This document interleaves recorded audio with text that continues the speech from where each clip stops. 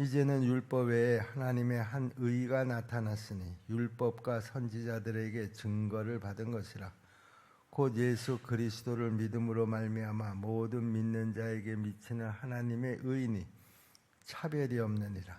모든 사람이 죄를 범하였음에 하나님의 영광에 이르지 못하더니 그리스도 예수 안에 있는 속량으로 말미암아 하나님의 은혜로 값없이 의롭다 하심을 얻은 자 되었느니라.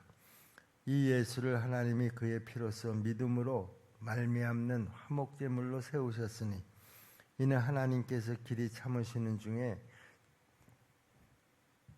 전에 지은 죄를 간과하심으로 자기의 의로우심을 나타내려 하심이니 곧 이때 자기의 의로우심을 나타내사 자기도 의로우시며 또한 예수 믿는 자를 의롭다 하려 하심이라. 그런즉 자랑할 때가 어디냐 있을 수 없느니라. 무슨 법으로냐 행위로냐 아니라 오직 믿음의 법으로니라. 그러므로 사람이 의롭다 하심을 얻은 것은 율법의 행위에 있지 않고 믿음으로 되는 줄 우리가 인정하노라. 하나님은 다만 유대인의 하나님이시냐 또한 이방인의 하나님은 아니시냐 진실로 이방인의 하나님도 되시느니라.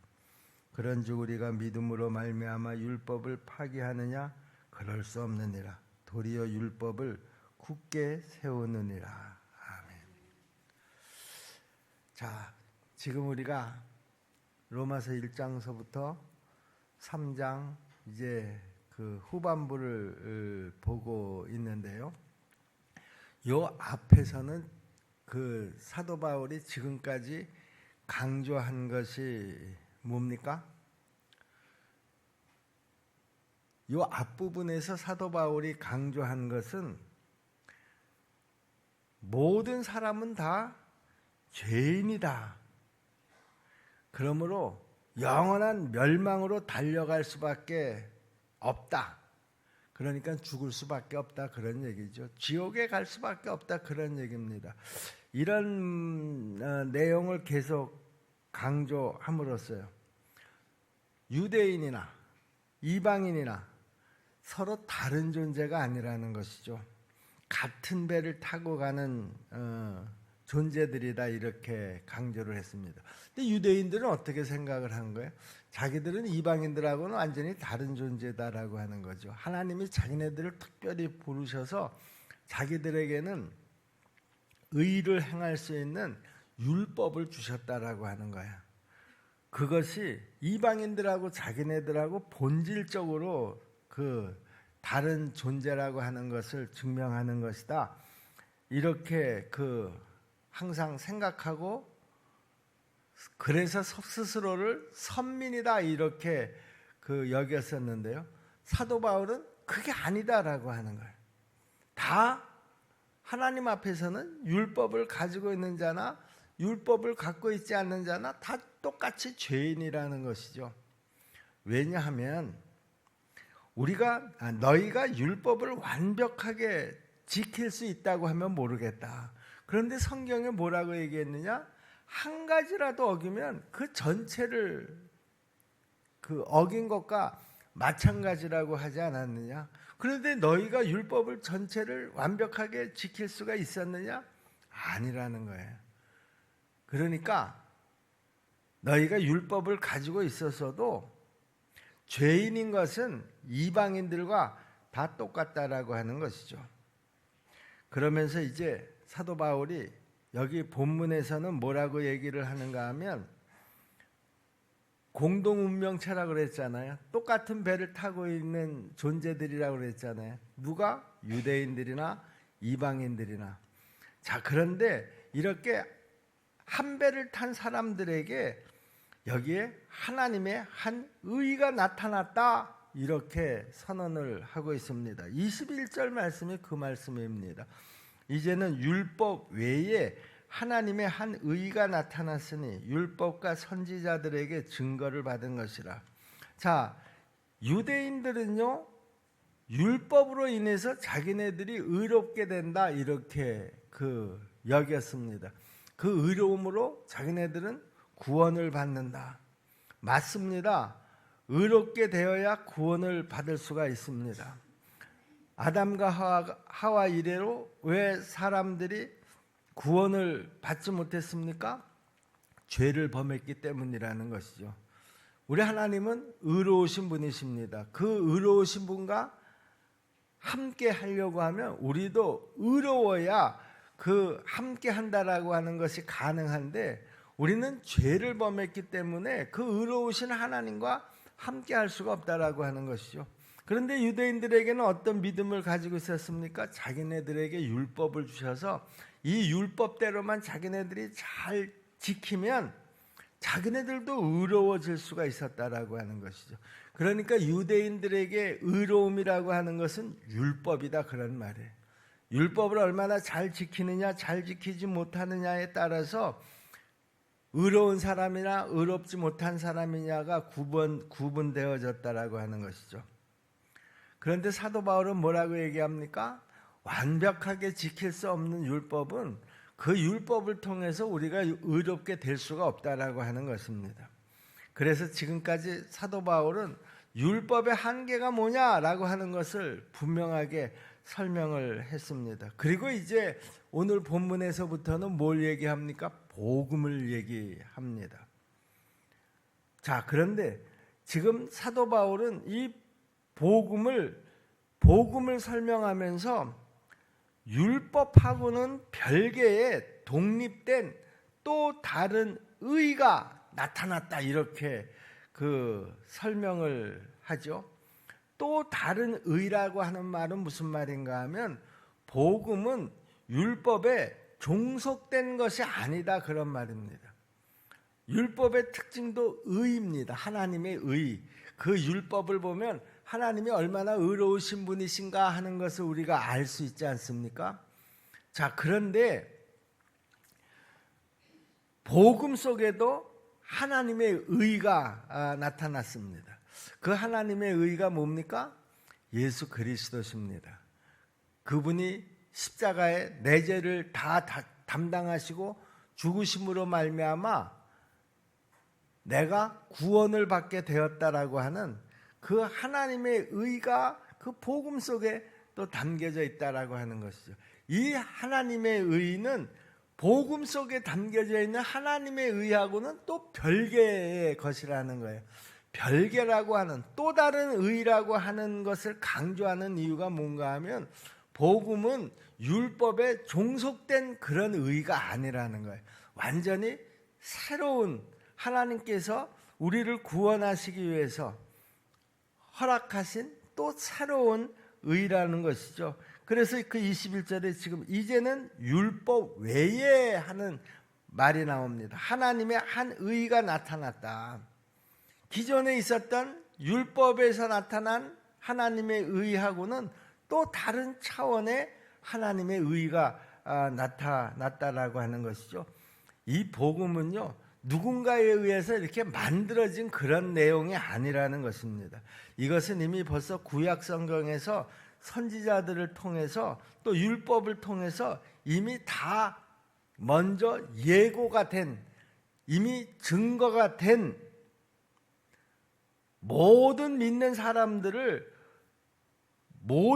사람들에게 의로움을 얻게 하는, 누구에게나 다 해당이 되는, 차별이 없는 그런 하나님의 의라는 거예요.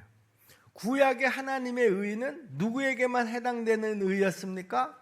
유대인들에게만 해당되는 의였습니다. 그러나 여기 또 다른 의, 예수 그리스도의 십자가의 보혈로 우리가 구원을 받게 된다라고 하는 이 여기에서의 의는 차별이 없는 의라는 거예요. 이방인들에게도 똑같이 다 해당이 되는 그런 의라는 것이죠. 전제가 있습니다. 전제가 뭡니까? 믿기만 하면. 그러므로 믿음으로 우리가 구원에 이르게 된다라고 하는 이 말씀의 그 출발점이 바로 여기에 있다라고 하는 것을 우리가 알아야 합니다. 이 말씀을 이해하지 못하고서는 우리가 구원에 이른다라고 하는 이 말을 이해할 수가 없는 것이죠. 많은 사람들이 교회에 나와서 10년, 20년 신앙생활을 했다고 하면서도 이 원리를 이해하지 못하면은요, 내가 구원받은 것이 뭔지를 잘 이해를 못하는 것이죠. 내가 받은 구원이 얼마나 감격스러운 것인가를 알지 못하기 때문에 우리는 구원을 받았다라고 하는 것에 대해서 그렇게 아주 대단하게 생각을 하지 않는 거예요.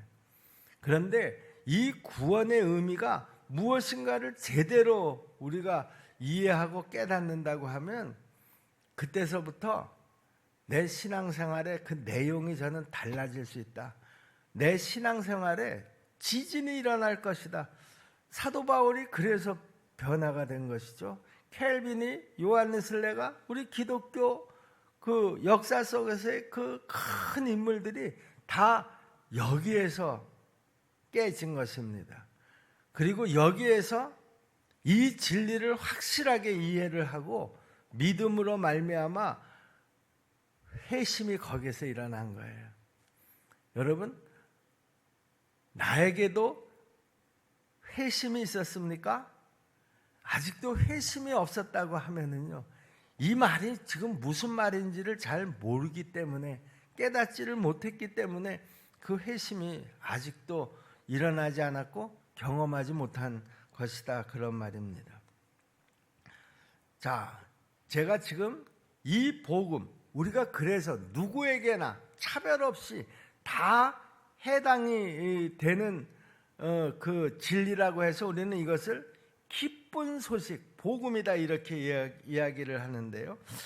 자, 22절 말씀을 보겠습니다. 곧 예수 그리스도를 믿음으로 말미암아 모든 믿는 자에게 미치는 하나님의 의인이 차별이 없느니라. 구약의 율법은 유대인들에게만 해당이 되는 하나님의 의였었는데, 이제 여기 새로운 의가 하나 이제 등장을 했는데, 이 의는 모든 사람에게 차별 없이, 유대인이나 이방인이나 그 사람의 학력이나 권세나 재물이나 이런 거하고는 그 상관없이 믿기만 하면 그 사람에게는 그 믿음이 의가 된다라고 하는 것이죠.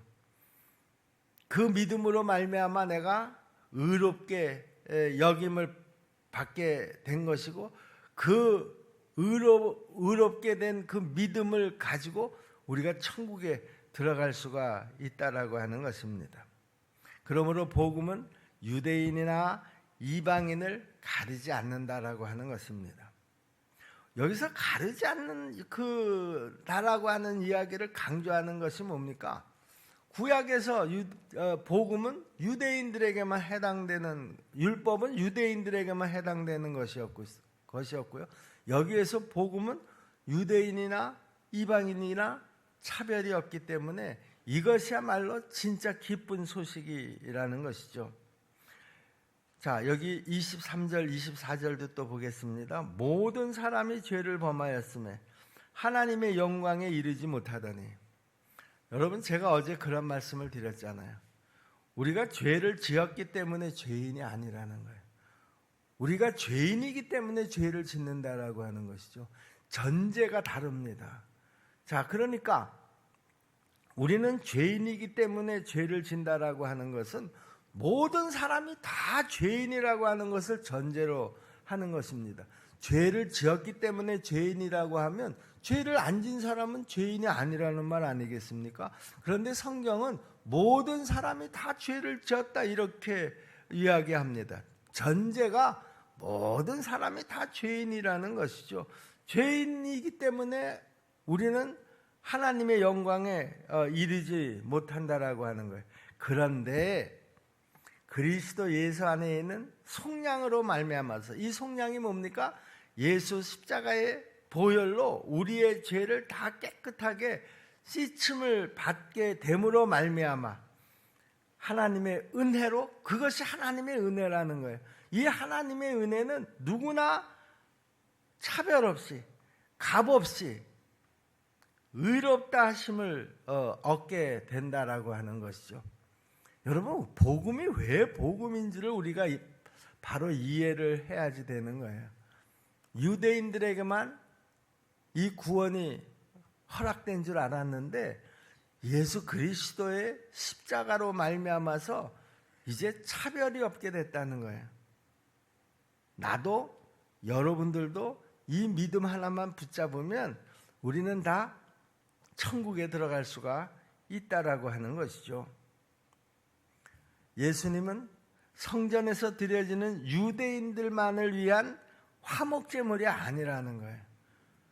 유대인들이 그 성전에서 드리는 그 제사의 화목제물은 누구들만을 위한 화목제물입니까? 이방인들은 그것을 알지 못하기 때문에 이방인들하고는 상관이 없는 거예요. 이것은 순전히 유대인들만을 위한 제사고, 그리고 그들만의 화목제물이라는 것이죠. 자, 그런데요, 예수님은 십자가상에서 세상 모든 사람들을 위한 화목제물이 되셨다, 이렇게 사도 바울은 강조를 합니다. 하나님은 예수님을 믿는 사람들의 죄를 너그럽게 보아주심으로 다 구원을 얻을 수 있게 되었다, 이렇게 얘기를 하죠. 25절 26절 말씀입니다. 이 예수를 하나님이 그의 피로써 믿음으로 말미암아 화목제물로 세우셨으니, 예수를 하나님과 우리 사이의 관계를 화목하게 하는 화목제물로 세우셨는데, 이것은 하나님께서 길이 참으시는 중에 전에 지은 죄를 간과하심으로 자기의 의로우심을 나타내려 하심이니 그랬습니다. 전에 지은 죄를 간과하셨다. 이 간과한다라고 하는 말이 무슨 말입니까? 사전도 찾아봤고요. 또 표준세번역이나 공동번역이나 이런 다른 성경들을 쭉 찾아봤는데요.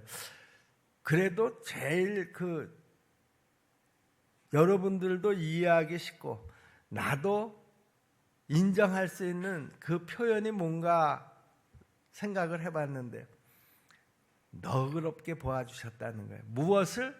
우리의 죄를. 표준세번역에는 간과하심으로라고 하는 이 표현을 너그럽게 보아주심으로라고 이렇게 그 표현을 했더라고요. 예, 하나님께서 내가 전에 지은 죄를 그걸 가지고 가타부타 따지지 않으신다라고 하는 거예요. 이제 예수 그리스도의 십자가의 보혈의 공로를 믿는 자들에게는 다 내가 예전에 무슨 죄를 지었든지 그것을 가지고 따지시지 않으시겠다라고 하는 것이죠. 그냥 무심하게 그것을 가지고 막 하나하나 꼬치꼬치 지적하지 않고 너그럽게 다 그냥 넘어가 주시겠다, 용서해 주시겠다, 그런 말입니다. 곧 이때에 자기의 의로우심을 나타내서 자기도 의로우시며 또한 예수 믿는 자를 의롭다 하려 하심이니라. 사실 이 내용을 가만히 들여다보면은요, 우리가 하나님처럼 예수님처럼 의롭게 되어진 것은 아닙니다. 의롭다 하려 하십니다. 의롭다고 여겨주신다라고 하는 것이죠. 이제 예수 그리스도가 내 죄를 다 짊어지시고 십자가에 죽으심으로 말미암아 내 죄를 사해 주셨으니 의롭다고 여겨주신다라고 하는 거예요. 여러분, 그러므로 이 은혜는 하나님의 은혜가 아니면 안 됩니다, 여러분. 십자가의 은혜는요, 다른 어떤 방법으로 우리가 얻을 수 있는 그런 은혜가 아니라는 것이죠. 오직 예수 그리스도를 믿음으로 말미암아 우리에게 주어지는 은혜. 그런데 그 은혜는 차별 없이 주어지는 은혜라는 거예요.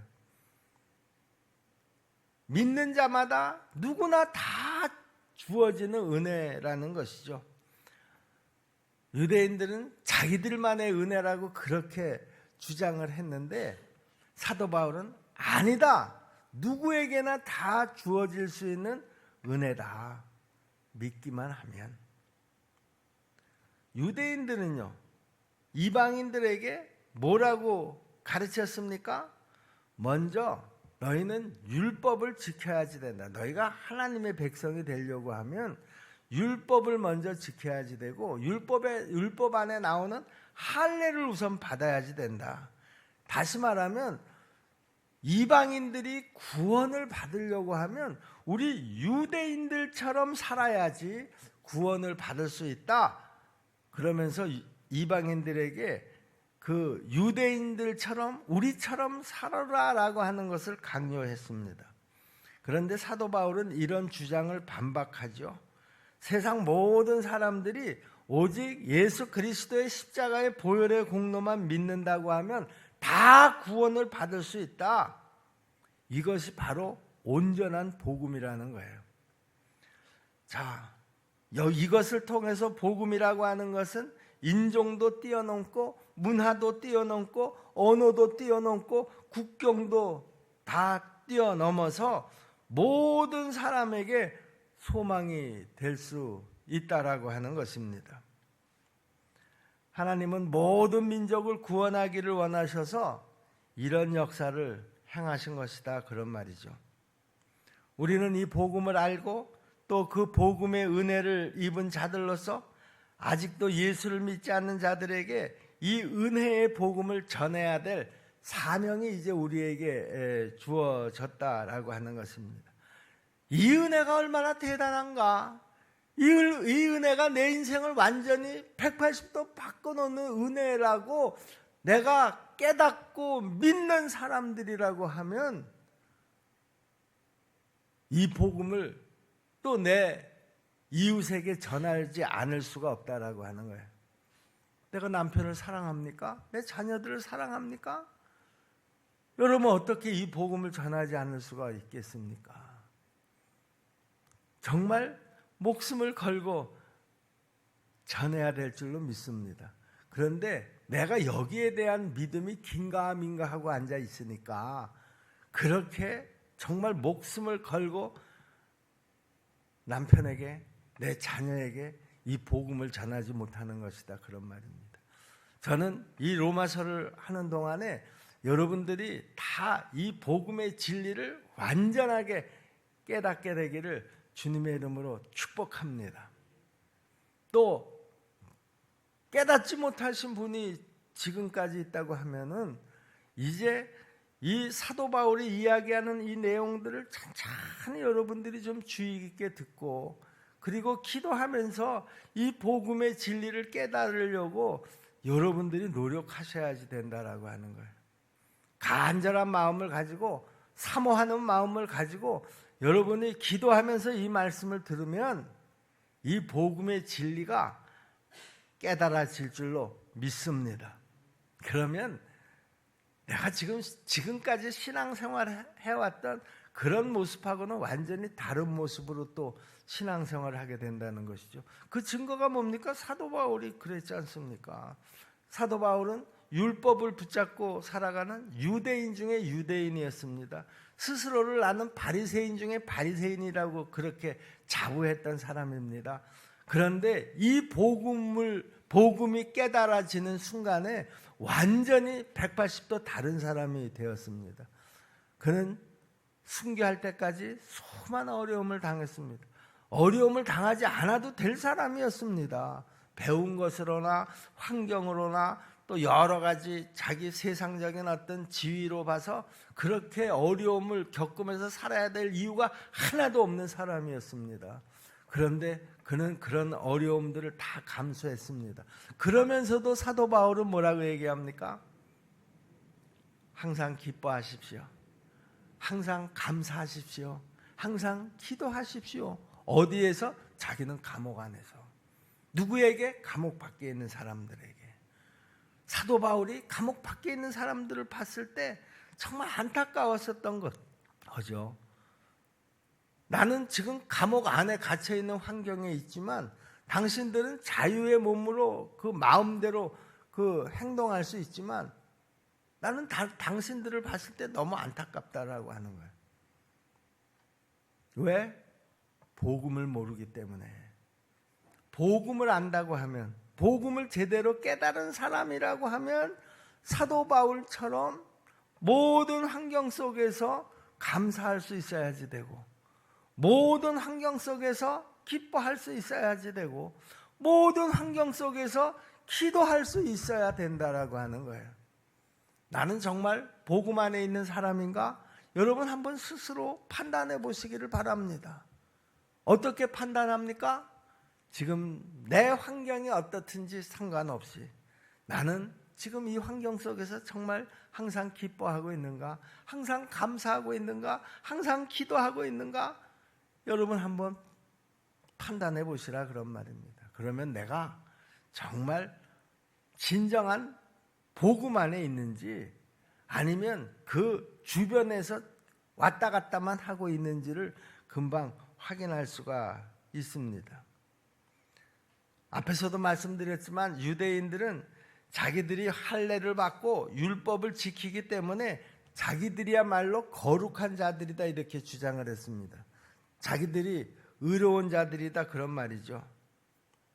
여러분 이 말은 무슨 말과 똑같은가 하면은요, 내가 믿는 집안에서 태어나서 몇 대째 신앙생활을 하는 사람이 나는 이제 예수 믿고 신앙생활하는 너희하고는 달라. 실제로 그런 사람들이 있잖아요. 나는 지금 예수를 몇 대째 믿는다. 그리고 내가 지금까지 교회에서 얼마나 봉사를 했는지 아느냐? 그래서 교회에서 나를 인정하고 이런 직분도 준 것이 아니겠느냐? 그런데 지금 뭐 교회 나와가지고 등록하고 얼마 되지 않아서 아니 뭐 무슨 예수 잘 믿는 사람처럼 그렇게 껄떡거리고, 야 그거 내가 보기에는 진짜 우스운 짓이야. 여러분 만약에 이렇게 생각하는 사람이 있다고 하면은요, 유대인의 생각과 별 다를 바가 없다라고 하는 거예요. 여러분 내가 몇 대를 예수를 믿었든지, 내가 지금 신앙생활을 이제 바로 시작한 사람이든지, 우리는 다 누구나 무엇 앞에 있다는 거예요? 예수 그리스도의 십자가 아래 있다라고 하는 거예요. 우리는 어디에 있다는 거예요? 복음 아래 있다라고 하는 거예요. 복음 아래서는 뭐다? 차별이 없느니라. 먼저 믿은 자나 나중 믿은 자나, 율법을 잘 지키고 지금 신앙생활을 하는 자나, 이제 갓 교회 등록한 사람이나, 이 복음 앞에서는 다 차별이 없고 똑같다. 여러분 우리가 누구나 다 이런 자세로 신앙생활을 해야지 된다라고 하는 것이죠.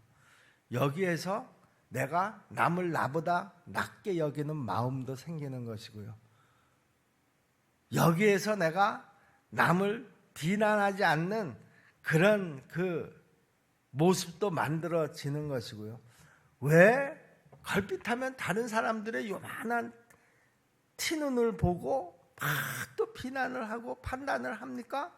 자기 눈에 뭐죠? 예?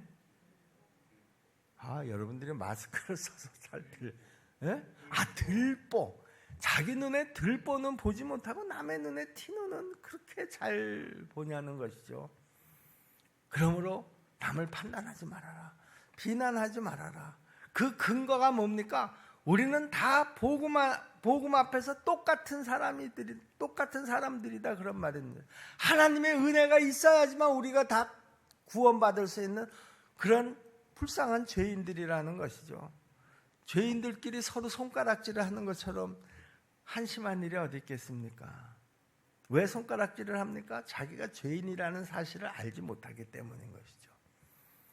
자기가 복음 아래에 있는 사람이라는 것을 알지 못하기 때문이라. 그러니까 복음의 의미가 뭔지를 잘 모르니까 또 그런 행동도 하게 되는 것입니다. 우리 십정동계 성도 여러분, 우리는 누구나 다 복음 아래에 있습니다. 우리는 누구나 다 전제가 있습니다. 우리는 죄인입니다. 죄를 범했기 때문에 죄인이 아니라 우리는 애시당초서부터 죄인으로 태어났습니다. 여기에 대해서 우리는 아무도 아니라고 부인할 수가 없습니다. 바로 이런 모습이 내 모습이기 때문에 하나님의 영광에 도달하지 못한다고 사도 바울이 강조하고 있는 것입니다. 우리 십정동교회 성도 여러분, 그래서 사도 바울은 예수 그리스도의 복음 안에서는 누구도 자랑할 것이 없다 이렇게 강조하죠. 27절 말씀입니다. 그런즉 자랑할 데가 어디냐? 있을 수 없느니라. 무슨 법으로냐? 행위로냐? 아니라 오직 믿음의 법으로니라.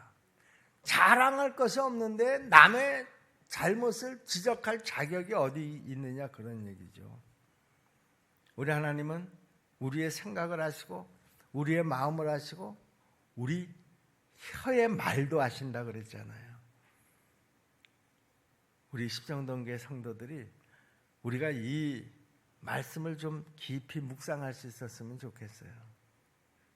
이제 우리가 예수 그리스도의 십자가의 보혈의 공로를 믿음으로 말미암아 하나님이 나를 의롭다 여겨주셔서 내가 하나님의 백성이 되었으니, 내가 무슨 잘나서 잘해서 하나님이 백성 된 거 아니잖아요.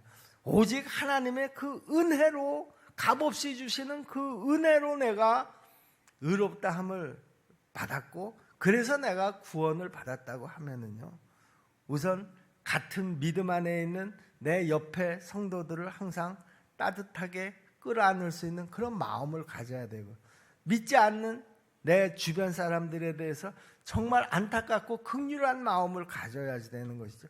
어떻게 하면 저들에게도 이 복음이 전해져서 저들도 나처럼 예수 믿고 그리고 소망 가운데 살아갈 수가 있을까?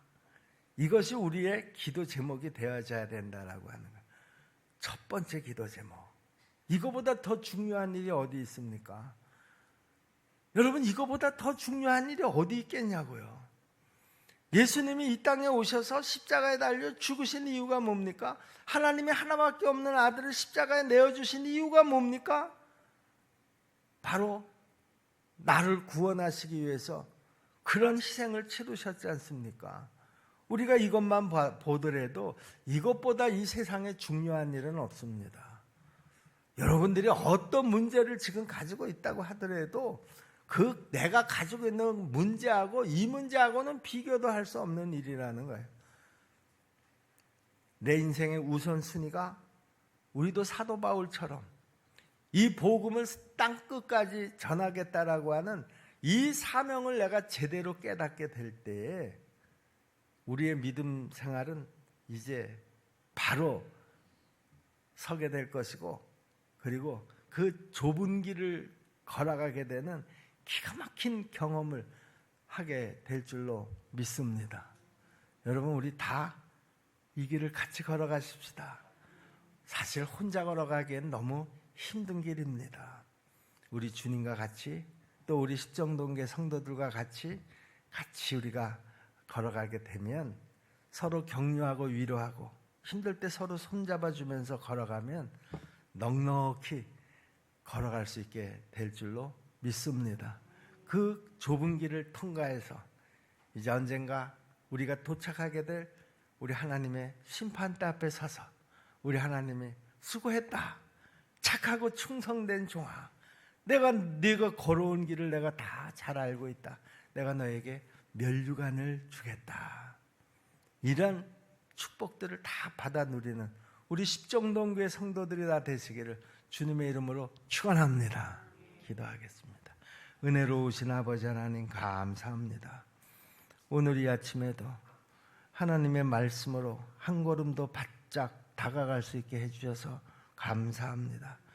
우리의 생각, 우리의 마음을 활짝 열어주셔서 하나님의 말씀이 잘 깨달아지게 하여 주옵시고, 새벽마다 말씀으로 인해서 내 안에 기쁨이 넘치게 도와 주시옵소서. 내 안에 감사가 넘치게 도와 주옵소서. 더 간절한 기도의 자리로 나아갈 수 있도록 인도하여 주시옵소서. 예수님의 이름으로 믿고 기도하옵나이다. 아멘.